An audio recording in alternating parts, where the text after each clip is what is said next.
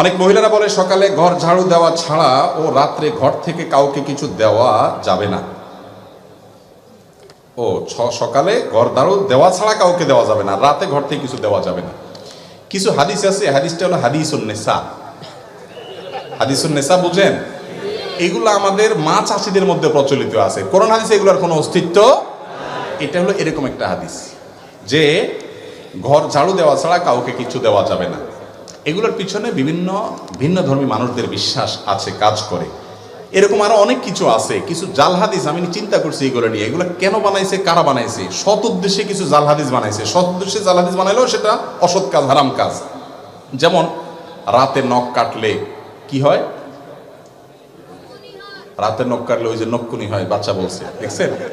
এটা হয়, সেটা হয়, দেখছেন? মুখস্থ এদের।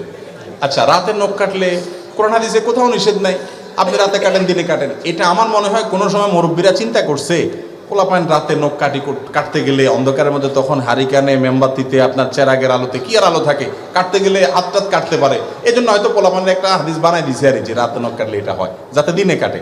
বাবা, এটা তখন হয়তো ঠিক ছিল, আলো ছিল না, ফকফকা আলো, দিনের চাইতে বেশি আলো। কারোর যদি সুবিধা হয় সে কাটবে, কোনো অসুবিধা নাই। একইভাবে দেখবেন যে আপনার অনেকে বলে, হুজুর শুনছি বই খোলা রাখলে, পড়ার বই খোলা রাখলে শয়তান পড়ে ফেলায়। তা আমি বলি, শয়তান পড়ে ফেললে ভালো তো, এটা মানুষ হয়ে গেলে তো ভালো।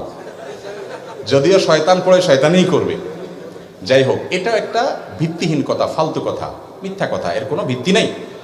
ভাই, শয়তান যদি বই পড়তে চায় সে খুলেও পড়তে পারে।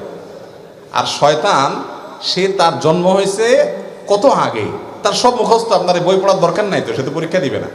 এগুলো অযথা কথা। আমার মনে হচ্ছে এটাও কোনো মুরব্বীরা বানাইছেন এই জন্য যে পোলাপান বই খোলা রেখে দৌড় দেয় এদিকে সেদিকে, বাতাসে, মোরগে, এটাতে সেটাতে, গ্রামে গঞ্জে অসুবিধা হয়, ছিঁড়ে যায় পাতা পুতা, পোলাপানে ছিঁড়ে ফেলা।